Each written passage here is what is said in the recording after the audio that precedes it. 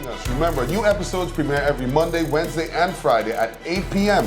on TV 15 and across other social media platforms. I'm Jasenia Lassiter, wishing you a wonderful week. Stay friendly, St. Martin.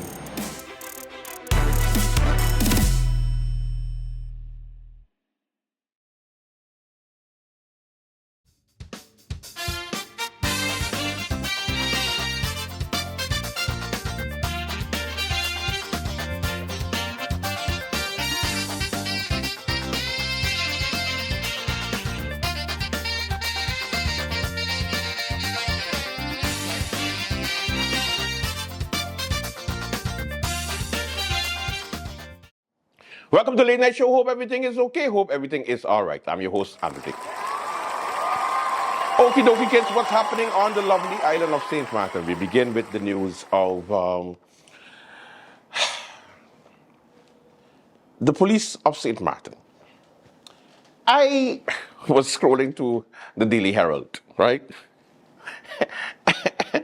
And there's a press release that was sent to all members of the media. So when I saw it, I was like, okay, I'll read it when I get a chance. But then looking at the paper from today, I said to myself, no, I had enough of this ChatGTP business. I honestly feel as if, humans have completely given up on actually like working and just letting ChatGTP do all the work. And we here at the Late Night believe that technology is the way to go. Hence the reason why, Pete works so hard on a daily basis on the Late Night Show and all our other productions, doing what he needs to do. And I think it's important that you need to understand that ChatGTP is basically going to be replacing everyone. And sooner or later, it's going to be replacing me because people are just doing what they want. So, and a good example is AI, for example. We have an AI for the late night. And they even telling better jokes than actual people. Pete, give them an example. Why did the talk show host start telling more jokes? Because laughter is free, and it's all he could afford to give his staff. Was that hilarious? I don't know if it was that funny. I don't know. I don't understand. It was. But anyway, back to the police case. So the headline from the police is KPSM addresses criminal activity and calls for public cooperation. Put it up. Let me read along with these kids. All right. So, in response to the surge in criminal activity over the past few weeks, the Martin Police Force, KPSM, wishes to assure the public that its officers and detectives are actively engaged in thorough investigations and ongoing operations. You see, it basically means that the police are policing. Good? You with me still? Okay, so first paragraph. The police are policing. Let me go to the second one. It says that we are pursuing numerous leads as part of our dedicated efforts to address these incidents and ensure that the safety and security of our community, police management said. Okay. While KPSM remains committed to maintaining law and order, it recognizes the limitations of its resources. It is important for the public to understand that the police cannot be present at every location on the island. Therefore, it is appealing to the community for their cooperation and support in addressing these issues. That should have been the whole press release. It should have been done. But you see what happens when you put in your ChatGTP and you put all the information? It continues to be repetitive, but say things in a different way, and thinking that you wouldn't notice. And this is my point now. The police force alone cannot effectively prevent crime. KPSM stressed law enforcement often acts as a last resort in addressing criminal activity. True and lasting solutions arise from the collective effort involving everyone in the community, including individuals, local organizations, non-governmental organizations, NGOs, and government entities. By working together, we can address the root causes of crime and prevent incidents from escalating. You just said that in the paragraph before. Oh no, it ain't done. KPSM urges residents, community leaders, NGOs, and government agencies. Mind you, KPSM is a government agency, but they are asking other government agencies, which other government agencies, and why are you telling us? What are we still talking about? Are we still talking about the community being mindful of crime that is happening, so we don't know crime is happening, KPSM? Oh no, it ain't finished. KPSM urges residents, community leaders, NGOs, and government agencies to collaborate in efforts that support crime prevention, early intervention, and social programs aimed at reducing factors that contribute to criminal behavior. This may involve supporting youth outreach programs, education, social services, and initiatives that strengthen community bonds, police said. KPSM encourages all citizens to remain vigilant and to assist by sharing any information relevant to ongoing investigations. Your cooperation, whether through reporting suspicious activities or participating in community initiatives, is crucial in helping police address these issues more effectively, police management said. Every effort counts, and together we can make a significant impact in curbing criminal behavior. Anyone with relevant information is encouraged to contact the St. Martin Police Force. KPSM appreciates the ongoing support and cooperation of the public and stakeholders as it is towards ensuring a safer and more secure St. Martin for all. That is literally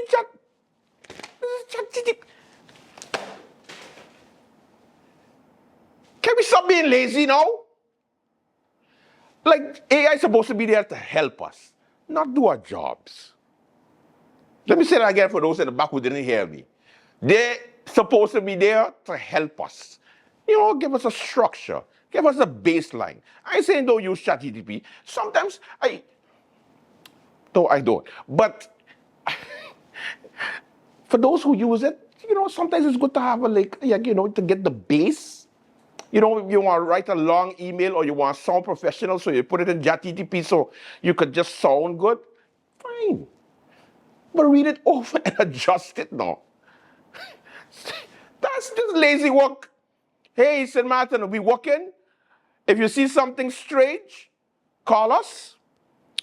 And everybody else, other organizations, do your job. But we love you, St. Martin. Be safe. You could say that in 2 paragraphs. Why is it even a press release? Anyway, today we're going to talk about the Parliament meeting that took place this week, where we discussed the Port of St. Martin and the airport. This meeting was very hard to watch. Why? Because for some reason, the National Alliance and the United People's Party forgot that they've been in government for the past 4 years, and all of a sudden, they come into the rescue of the CEO of the airport and how the airport is picking. They hope they pick somebody local, and the airport CEO was the best CEO that the airport has ever had. And I'm like, wait, what? These are the same people who fire the CEO, they literally fired the CEO before, tell him he's on notice, tell him that he will not be renewed, and now the new government is just continuing what the National Alliance and the OP did, and they just change it to and go like, but what if the CEO reapply for the position? Will he be given a chance? What? We gonna forget the past 4 years? Where are you? Painted the CEO as the worst CEO ever? And now it's like, no, he's not a bad guy. I'm to argue, we don't really need to get rid of him. What happened to argue? Pick a struggle, National Alliance, United People's Party. Come on now. I hate when I just be hypocrites now. Like, where was the energy for Mikey Hyman? Oh, you remember him? Remember Mikey Hyman? Like, Krisha, I hope you're going to give Mikey Hyman a chance to apply. No? Why are National Alliance and the UP in backing Mikey Hyman to go back at the airport?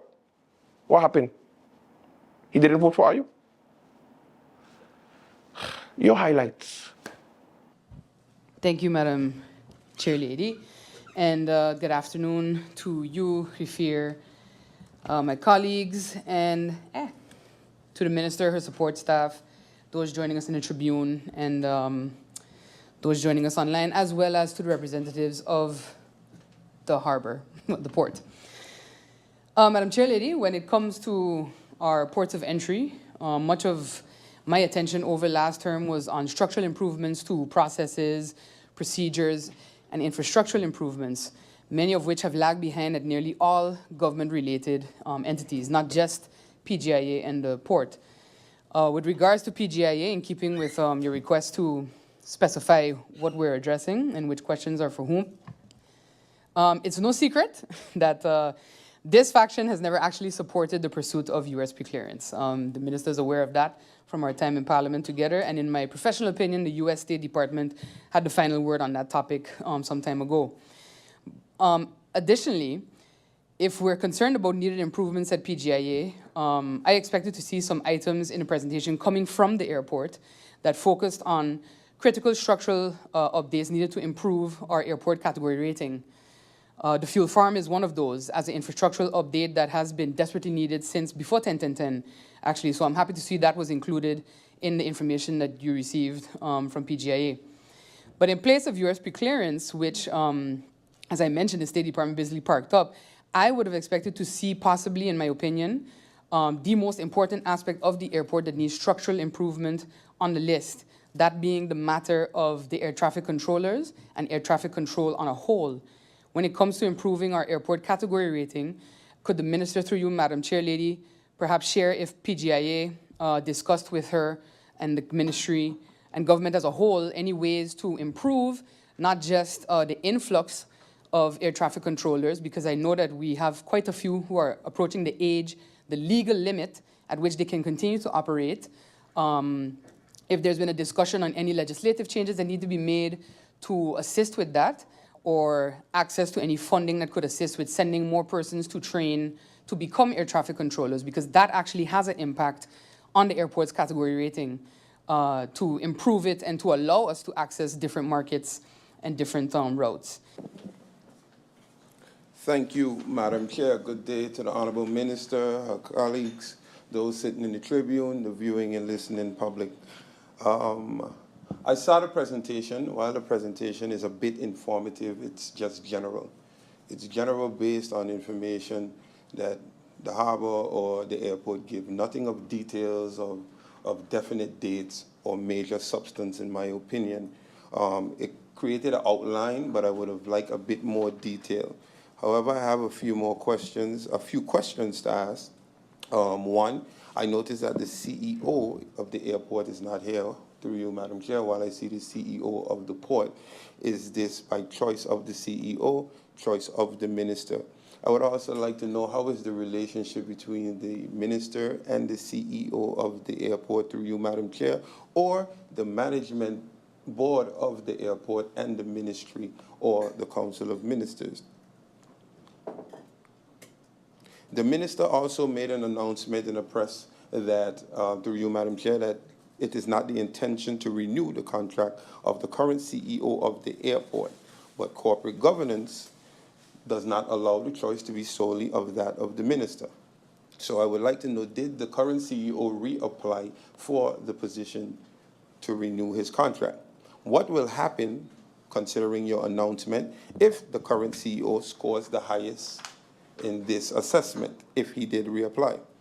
Are you, through you, Madam Chair, Minister of TEAT or the COM, prepared for the Netherlands to, I would say, wrongfully intervene, but what would happen if they say that based on the assessment, we would like the renewal of the current CEO, or else no financing, no loans, no et cetera, no et cetera. This is customary for the Netherlands to intervene and put St. Martin in a hard position, as you see with the Enya saga. Also, I would like to ask, what are the senior positions of the PGIA operating and holding boards still needed to be filled? How much time remains on the contract of the CFO and the COO and board members of the PGIA operating and holding companies? Are there a succession plan or a plan in place, especially given the potential needs of continuity? Another question, how much land does the PGIA operating company currently own? How much land does the holding company currently own? What is the annual payment made by PGIA operating company to the holding company? What is the money paid, for example, use of land, lease agreements, etc.? What is the total number of staff working for the PGIA holding company? What are the job titles? And how is PGIAH office financially sustained? I have a couple of questions, some to the government directly and others that I guess the minister would then have to get from the companies themselves. And I must take note that some of my questions may have been asked already, but I may have one or two little nuances, so I will still go through them and look forward to the responses. I will start with the Princess Juliana International Airport. I would like to know, Madam Chair, through you, what the government and specifically this minister's position is on the current corporate governance structure and the roles and responsibilities of the minister as regulator on one hand, and or as well as and or representative of the Council of Ministers or within the Council of Ministers charging with the lead in matters relating to the port. So whether there's any specific changes, has a new decree been made available, what exactly is the position of the minister in this current corporate governance structure? And how does she review and see this role? The other question as it relates to the management structure relates to the status of the managing board. My colleague did ask some of these questions, but I know that some of the agreements were made based on the reconstruction and the need to ensure that the finances were properly managed regarding that, especially as it regards to CFO. With the pending opening of the airport in October, what changes are mandated or expected as it relates to the position of the CFO? Has the local counterpart been appointed in the meantime? We did get an update on the CEO, and I believe my colleague asked enough questions about that. But I'd also like to know what the status is of the COO of the management company, and as well as any update that can be given on the holding board and supervisory board in terms of their membership, tenureship, need for change, etc. I would also like to know, Madam Chair, through you, where we are in the process to live up to the agreements made to upgrade corporate governance structure within Princess Juliana International Airport boards, not just the managing board, but holding and the agreements that had been signed off with management. There are more specifics as it relates to agreements that should have been lived up to, that there was some reluctance, whether it was by the management or supervisory board. Is the minister up to date on this information? And not only what is the minister's opinion or standpoint on this, but where does the Council of Ministers stand as it relates to these structures that should have also gone, like say the corporate governance upgrades, should have also been incorporated at other government-owned companies. So what is the trajectory to ensure that the improvement in corporate governance is not only being looked at PGIAE, but at all other government-owned companies? So that part is specifically for the Council of Ministers. And to you, Kafir, the honourable members of Parliament, the Minister and her support staff, and the executives and staff of the different ports. Thank you for your presentation.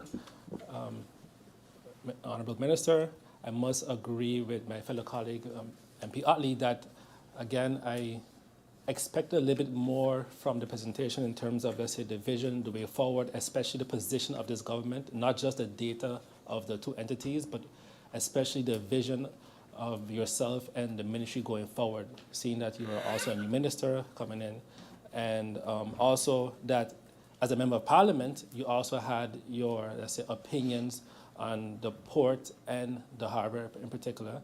So I expect to see a little bit of that inside the presentation. It was stated that the CEO position for the port, for the airport is out.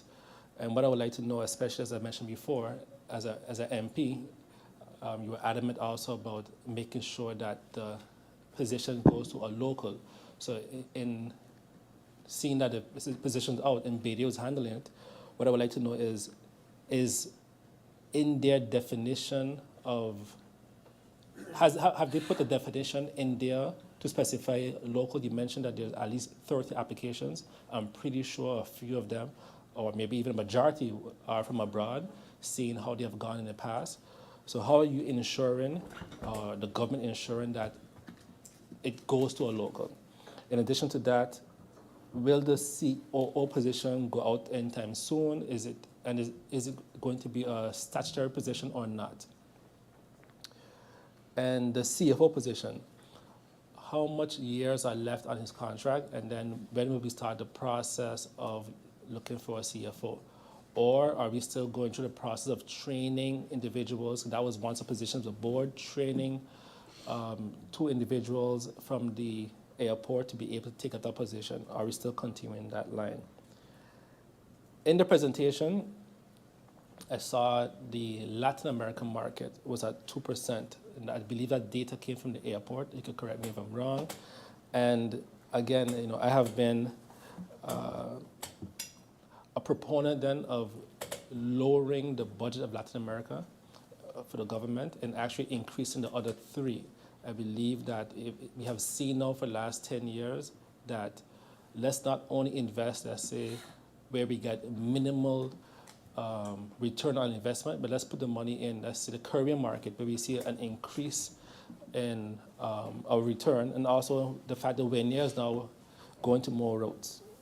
While a lot has been asked for myself concerning the harbor, retail and tours form a bedrock of offering and remain a large channel of enticing the tourism revenue, thus supplementing our GDP. Considering that the traffic in Philipsburg has reduced considerably with tours starting from the harbor and ending at the harbor, can we look into passengers being picked up or dropped off into Philipsburg before or after their adventures as a mandatory stop? I see the harbor to town connecting walkway in the presentation, when the walkway will be available for use. Of course, passengers will be able to choose to use the walkway to walk back to the port or walk into town. This would then increase the footfalls in Philipsburg, again, bringing vibrant life back to the marketplace, restaurants, and of course, all over Philipsburg. Which is why I would like to see this come to fruition as soon as possible as well. So once again, just to go back to the question about the harbor, can we set Philipsburg as a mandatory stop for all tour guides? And then, of course, by improving our security and revamping the infrastructure, can we also then engage with the cruise lines to stay in our port longer into late evenings? This will give passengers more time to enjoy their adventure and retail needs. Concerning the airport, finally, we do see a percentage of 27.7% of passenger traffic in 2023 from our Caribbean region as presented in the presentation. Although another common statement I hear is that our inter-island visitors have decreased due to high fares. Please do correct me if I'm wrong. While islands around us are opening their doors wider and offering all visitors diverse options, I believe we have to engage with the relevant stakeholders, and perhaps can we look at packages to offer which can be marketed at a price point making it appealing for our inter-island visitors to keep coming and upping that 27.7%. Honorable Minister, support staff, and the people of St. Martin. Madam Chair, I have a few brief questions. We are here today to discuss the critical matters related both to the airport and the port, as they are key pillars of our economy, our ports of entry. I'll start off with questions for the airport. Based on the presentation and also statements made regarding the recruitment, I would like some clarity on the following before I delve into the other questions regarding operations. The contract for the current CEO at the airport is up in December. A recruitment drive is currently taking place, which is in the beginning phase of happening. I know that a screening process needs to take place after the selection is done. I know that corporate governance report needs to be done. I know that the ministers then need to approve it and or disapprove it, and all these different steps need to be taken. I would like to know, has any, and currently we do not have a chief operations officer. Through you, Madam Chair, I would like to know, is there any plan B in the event of a temporary manager or some sort in order to make sure that there's continuity once this stops? Is there a possibility to make sure that we don't have a situation where we just have the CFO, which was appointed by the Dutch government based on agreements made back then, just be there in terms of running it? I know that the airport is at a critical stage right now. Although there's light at the end of the tunnel, I just want to make sure that there's clarity with respect to that. And also, what is the status on the COO position, which has been vacant for quite some time? Through you, Madam Chair, I'll go into the passenger growth and capacity. The minister mentioned that 349,000 passengers during the summer of 23 and over 400,000 during the summer of 24, which is an increase of about 18%. While the growth is encouraging, I would like to know that, considering the current construction challenges that are taking place, are there any extra measures being taken place in terms of comfort for the passengers? Because I know with One Belt, it is proven to be quite a challenge. So I just would like to know, in the meantime, or on October 8th, will everything be ready and good to go? I would like some clarity on that point. Good afternoon, Minister. Thank you very much for your presentation, and also good afternoon to the people of St. Martin. I'm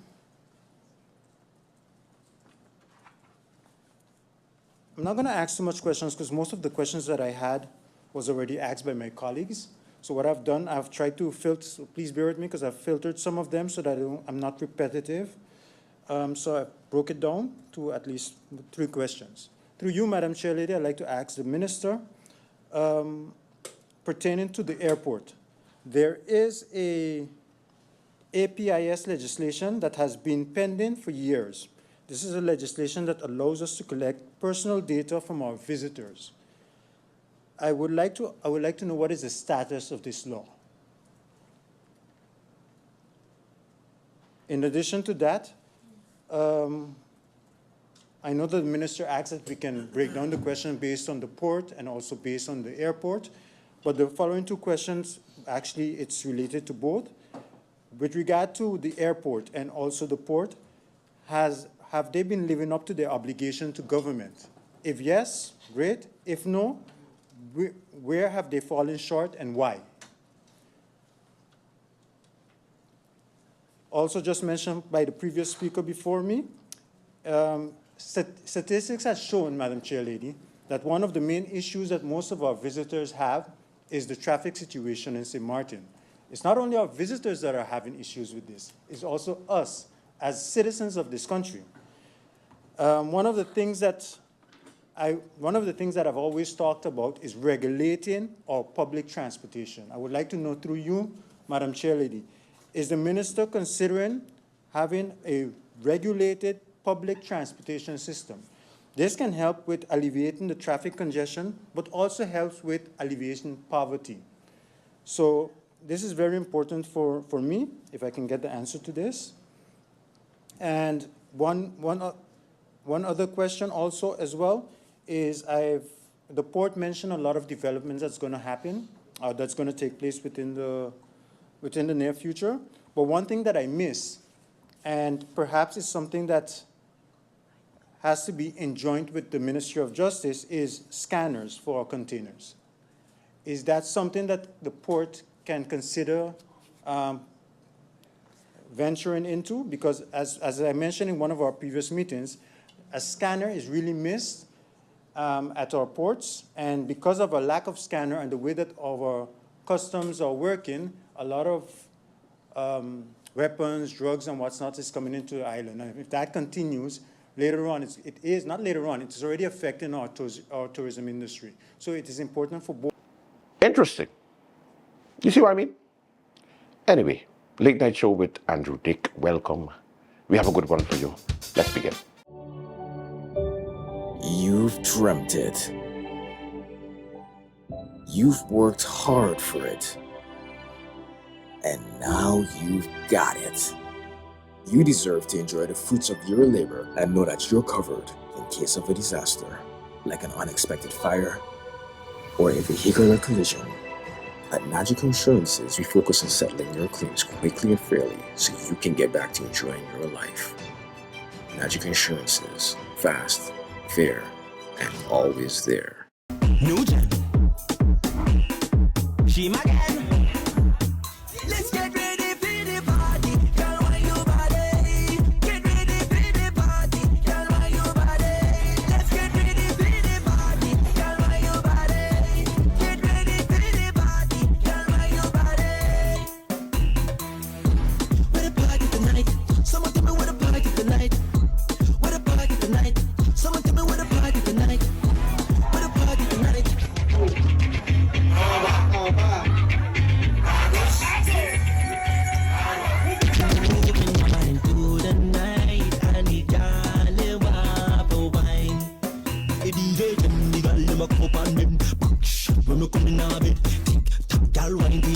Anytime I see a girl, you want to get with bun like a cigarette, bend down like a next. Slap up on your body, girl, shake up your leg, bun like a cigarette, bend down like a next. Slap up on your body, girl, shake. Everybody get mad now.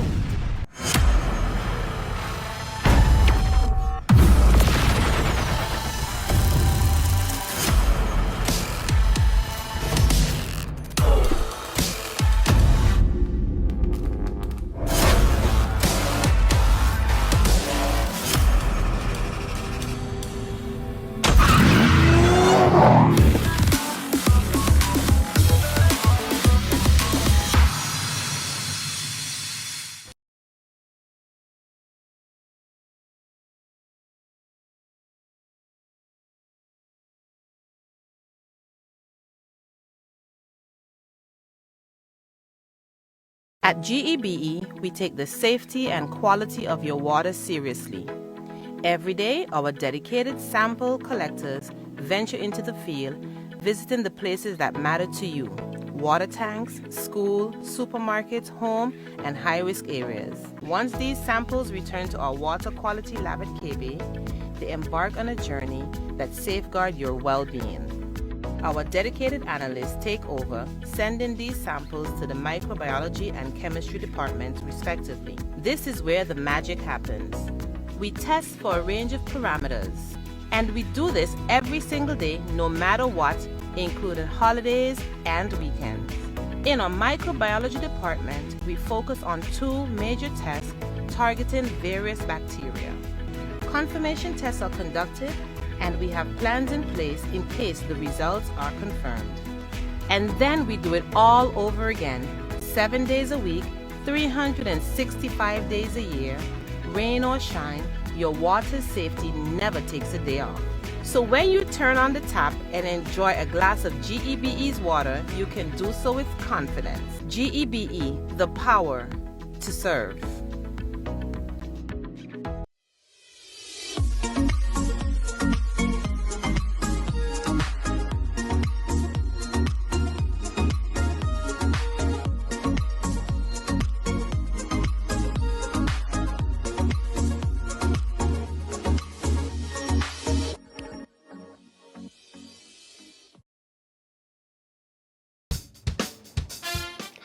Okie dokie.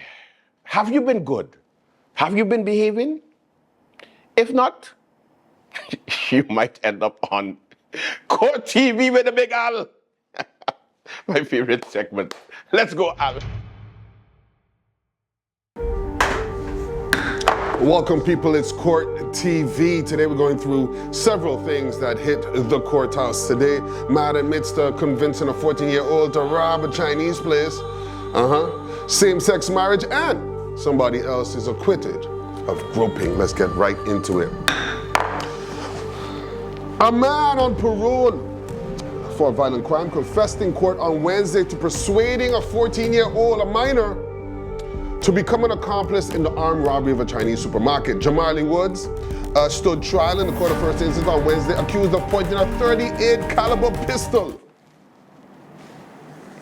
at the owner of a Bishop Hill supermarket on May 29th and watching as the victim stuffed $300 into a yellow bag held by the teenage accomplice. Listen, fellas, let me tell you something from now. Like, $300? That ain't $300? Let's get into it. The pair also stole some chocolates before leaving the crime scene. So, I mean, you pick up a 14-year-old, you know he need a Snickers, So, after y'all take the $300, you stick them up with a 38, let's have a Snickers. That's what you say, let's have a Snickers. Woo! Okay. Sitting next to Woods was his co-suspect Natalia Maduro, whom the prosecutor held as one who dropped off the pair at the supermarket, provided the firearm, so she packing, and waited for them at a strategic location as the getaway driver. The 14-year-old also went before the judge on Wednesday to answer for his role in the daylight robbery. However, he was tried as a minor, which meant the case was heard behind some closed doors. Police arrested the 3 suspects near the Belvedere French Quarter border eating chocolate. I lie, that wasn't in it. All right, here we go back. Police arrested the 3 suspects near the Belvedere French Quarter border shortly after the robbery. Why they didn't just cross the border? Why? Still in their possession with the proceeds of the robbery, the $300, and the gun, which turned out to be unloaded. Taking the blame. So Mr. Woods tried to take all the blame during Wednesday's trial, saying he had spontaneously asked the 14-year-old to help him rob the supermarket and had he had tricked the boy into committing the crime despite his initial unwillingness. He also claimed that Maduro had nothing to do with the robbery, saying he and the boy had coincidentally seen her while fleeing the scene and asked for a ride. As for his motive, Woods told the court that he had owed $5,000 to somebody on the front side and that this person had started demanding their money and issuing death threats if they were not paid. Next time, go to the police. I wanted to get at least some of the money, Woods said. It was life or death and I had to do what I had to do. Maduro denied being involved in the robbery or even knowing that Woods and the boy had just committed one. She reiterated that she only had been given a lift to Woods, whom she knew from the neighborhood. However, the prosecutor believed that Maduro was also an accomplice, supporting this argument with a wiretap phone conversation between Maduro and Woods shortly before the robbery. Now, who wiretapping who? And when and why they wiretapping who? Like, they mean they were wiretapping him before this happened? So they randomly wiretapping people? We need to get to the bottom of that. Or maybe he already had a case going. That could be that. Anyway. So in that conversation, Woods had asked Maduro, you ain't want check me to make this thing happen? It's written like that. You want me check you to make this thing happen? The prosecutor told the court that the 14-year-old testified that Maduro had picked them up and dropped them off at the supermarket. Surveillance camera footage from the area had also captured Maduro's car waiting by the entrance to Belvedere with her looking toward the supermarket. Additionally, the investigators found photos and videos in Maduro's phone of her holding at least 2 guns, including one that looked like the pistol used in the robbery. In some instances, these media files were dated from as much as a month before the crime. Delete your pictures. Considering the defendants guilty as charged, the prosecutor demanded an unconditional 4-year prison sentence for Woods, as well as 4 years in prison, of which 2 would be suspended for Maduro. Because Woods was on parole for an armed robbery conviction in 2022, the prosecutor also asked the judge to add the 645 days still left on this sentence to whatever he would receive from this year's robbery charge. Woods' lawyer Marlon Hart pleaded for a lower sentence, emphasizing his client's personal circumstances and his ongoing struggles with substance abuse. Maduro's lawyer Shamira Roseberg pleaded for her client's acquittal of the armed robbery charge, arguing that the wiretap conversation is too vague to draw a direct link to Woods' crime. The phrase, "make this thing happen," could mean a lot of things, Roseberg said. Good lawyer. She argued that there was not enough evidence to prove Maduro had been acting as an accomplice. She cited a previous case where the defendant had opened the vehicle's door for the robbers and left the car's engine running, saying that even this was not enough to be ruled as co-perpetration. Roseberg also emphasized her client's rough upbringing, self-confessed substance abuse issues, and willingness to turn her life around as reasons for the judge to impose a lower sentence if Maduro, the woman, was found guilty. Sentencing, you know what the judge did, you know, as my bon palito, you know, the judge did lower Woods' sentence in this verdict, Woods the dude, handing the repeat offender 4 years in prison, of which 2 were conditional on 3 years probation for his role in the Bishop Hill robbery. The judge did lower Woods' sentence in his verdict, handing the repeat offender 4 years in prison, of which 2 were conditional on 3 years probation for his role in the Bishop Hill robbery. The judge also added 300 of the 645 days of Woods' previous sentence to the current one, while the remainder would be added to the conditional part of the current sentence. This means that Woods will now spend a maximum of 2 years and 300 days at the Point Blanche prison before being released. Just say 4 years, man. Just say 4 years. Anyway, after being released, another 2 years and 345 days in prison will be hanging over his head for 3 years as a warning against committing more crimes. If Woods commits a new crime during this 3-year probationary period, he will be forced to sit the 2 years and 345 days on top of any other punishment. Why they just don't say it, man? It's not 2. It's another 3 years minus 20 days he gonna get. On top of any other punishment for the new crime. As for Maduro, the judge sided mostly with the prosecution, finding her guilty of gun possession and being involved in the Bishop Hill robbery. Okay. However, the judge did agree with Roseberg that there was not enough evidence to prove she had acted as accomplice. Instead, he found her guilty of the lesser charge of being an accessory. Maduro was sentenced to 13 months in prison, of which 15 are conditional on 3 years probation. That was dumb. That was really dumb. Just want to say that was really dumb. Y'all took a 38 special to go rob the Chinese for $300 and 3 Snickers, and then got caught with the Snickers. Can't make this up.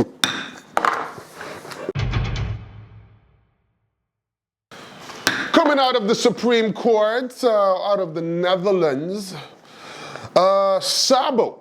Sabo is the State Secretary of Kingdom Relations and Digitization. He says, no need to further discuss same-sex marriages with the countries. Okay, let's get into it. State Secretary Sabo deems it unnecessary to discuss same-sex marriage with the governments of Aruba, Curacao, and St. Martin, after the Supreme Court ruled that marriages between people of the same sex must be permitted in these countries. Yeah, he basically saying, ain't got nothing to talk about. Same-sex people can get married in these countries and must be done, must be allowed. So he stated this in response to a request submitted by the member of the Dutch First Chamber of Parliament, Boris Dittrich, about the matter. Although St. Martin has not been a party to these court cases, the ruling of the Supreme Court also has relevance for St. Martin. After all, it has the same state regulation as Aruba and Curacao. True, that's true. In April 2021, Dittrich had already asked Sabo's predecessor, right? Already asked the predecessor, Alexandra van Huffelen, to discuss same-sex marriage with the governments of Aruba, Curacao, and St. Martin. She came to St. Martin, she discussed that, tell you that. She had no kind of talk like that in St. Martin, I tell you that for real. Anyway, where same-sex marriages were not allowed, Van Huffelen decided to await the Supreme Court ruling of July 12, 2024. Yeah, so last year, whatever pressure she gets, she realized, you know what, I ain't dealing with this, I'm gonna let this ride. And so said, so done. In a letter sent to the First Chamber on Tuesday, September 10th, Sabo states, given the Supreme Court rulings and the effect in practice to date, there is no need to discuss the possibility of same-sex marriage with the countries any further. And with this letter, I consider this request as definitively settled. He said he done. He ain't got nothing to talk about no more. This issue is done with, okay? So, I mean, they should have a lot of summer weddings coming up, maybe some Christmas weddings. I don't know, but you know, it should be done. On July 12, the Supreme Court affirmed an earlier ruling by the Joint Court of Justice Aruba, Curaçao, and St. Martin, and of Bonaire, St. Eustatius, and Saba, that had determined that marriages between people of the same sex must be permitted in the mentioned countries. The governments of Aruba and Curaçao appealed this decision, not St. Martin, but the Supreme Court rejected this appeal, ruling in favor of same-sex marriage. This meant that as of July 12, 2024, people of the same sex can marry in Aruba and Curaçao. And on Saturday, July 27, 3 days later, the first same-sex couple married in Curaçao. So, hey, it's already moving. Congratulations to all of you all who have been waiting. And to St. Martin, you want to be in kingdom? You want to be in the kingdom? Take everything the kingdom got. That's how I say it. Judgment done. This next article is, I'm gonna try my best. Court acquits a man accused of groping younger women. The court of first instance has fully acquitted a man. Acquitted means he is not guilty. Let's start off right there. He's not guilty. We're still gonna read the T because we still gotta read the T, right? Okay, let's go. Yeah, they fully acquitted a man accused of groping two women who came separately to his health store in Coal Bay for a wellness check between August 2023 and April 2024. So they came to check their wellness, and somebody checked their wellness. Let's check this. FRC, 64 years old. FRC, 64, health store. Stood trial on Thursday, charged with 2 counts of sexual assault for allegedly touching the women on their breast and buttocks. Both women, who were between 26 and 31 years old at the time, had come to the store run by C and his wife for a wellness check on a Zyto hand cradle machine. I would assume the hand cradle machine looks like something like hand cradling, I would suggest.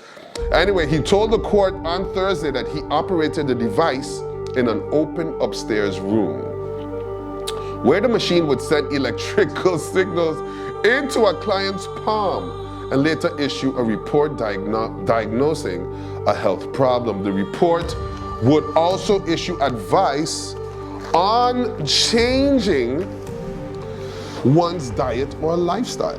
Okay. Usually with homeopathic products like those sold in the store, obviously. The device is the product of American company Zyto Technologies, which last year received a letter threatening legal action from the FDA, US FDA. According to the FDA, the device is being marketed illegally as it was never approved to diagnose health issues or recommend treatments and can only be used to measure how well skin responds to electrical pulses.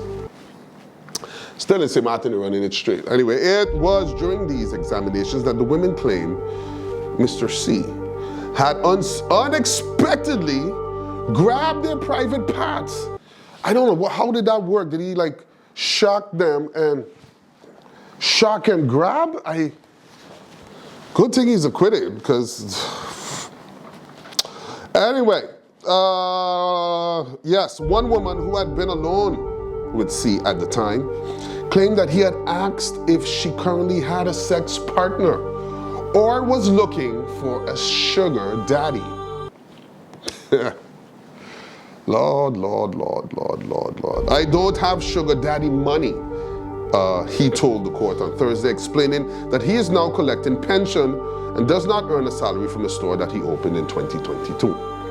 He also completely denied having touched either of the women inappropriately. I'm surprised by these, this is him, I'm surprised by these charges, C told the court. I have no sexual intentions when I do my job. That's not on my mind. C did admit to touching the women as part of the routine examination, saying that he checked one woman's lower back after the report indicated a problem with her coccyx bone. Her coccyx bone. He touched her lower back, while he claimed to have only touched the other's shoulder to illustrate better sitting posture. Okay. The prosecutor questioned why C had to examine them at all, considering that he had no prior experience in the medical field and with the report having already indicated supposed issues. C, who has a background in banking, entertainment, and media, told the court he was taught examination techniques during a 3-month online course that certified him to use the device. The same device that the FDA don't want nobody. Anyway, but the prosecutor doubted that this was enough of a qualification, pointing out that physical therapists must do at least 7 years of training to become certified. This guy funny, I gotta say, he kind of funny. He kind of giving me some vibes there. The prosecutor considered the charges proven and demanded 180 hours of community service and a 6-month conditional prison sentence. Although each woman's statement does not meet the burden of proof needed for a conviction on its own, as there is no other supporting evidence besides their testimony,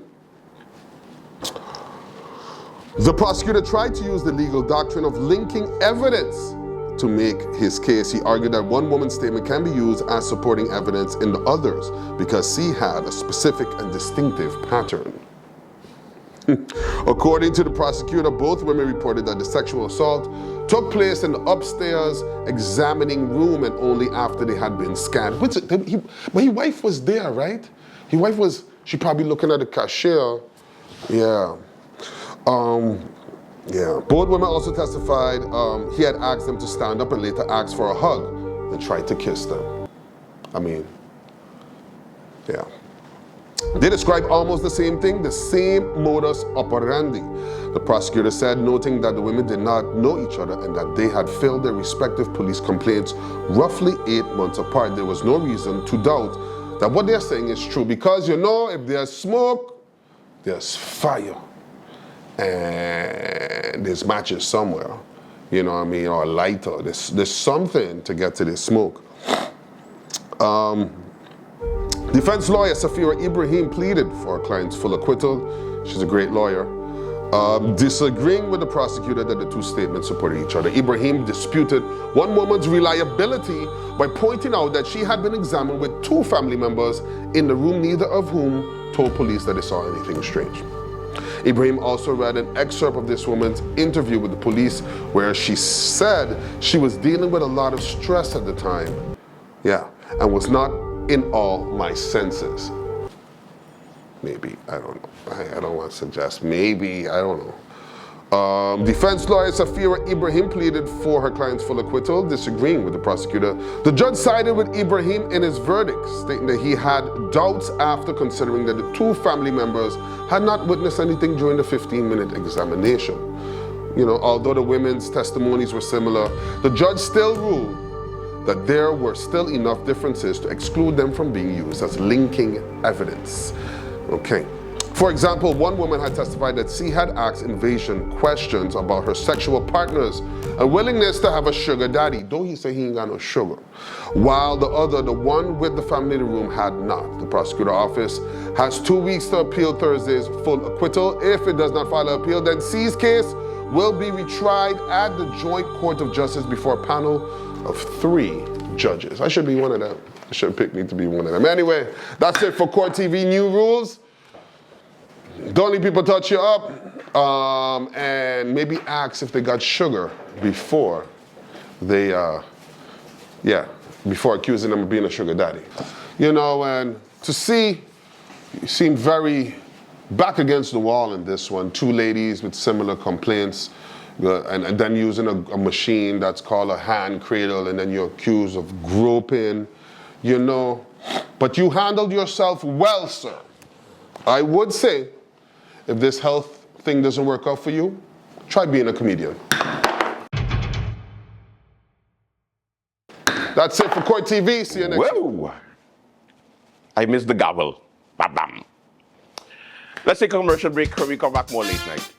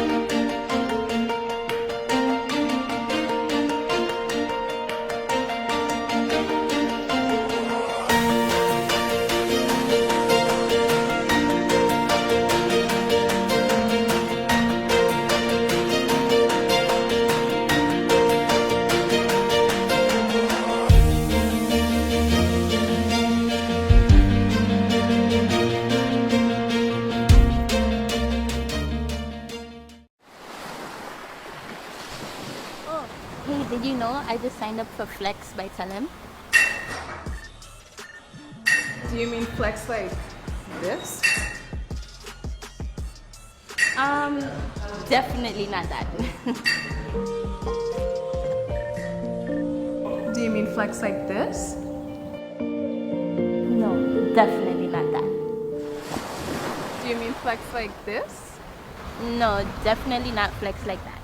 Telem's Flex is a mobile plan that adapts to your needs. Each month, I get a preset monthly fee that has a set amount of data, SMS, and minutes. So I know what I'm getting. But say goodbye to overages and bill shock, because when I go over my postpaid plan, it switches to prepaid. So I have the flexibility to top up what I need when I need it. I'm in complete control. My budget, my rules.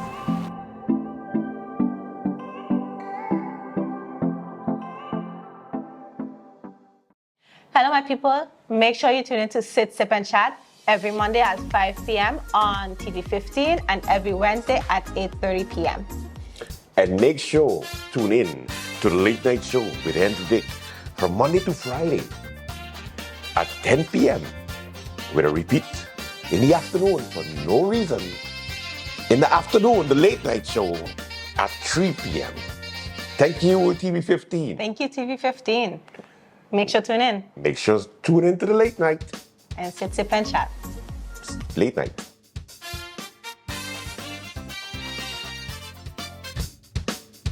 That is it for the late night show. Thank you so much for watching. Until next week, do have a safe and pleasant one. And hi, St. Kitts. I hear we in St. Kitts now. Yay! Hi. How do you say hello in St. Kitts? This is an English-speaking territory, and as AI. such, hello is the same for them I knew it's as an would be English. for us. I knew it's an English-speaking island. Stop. Know it all.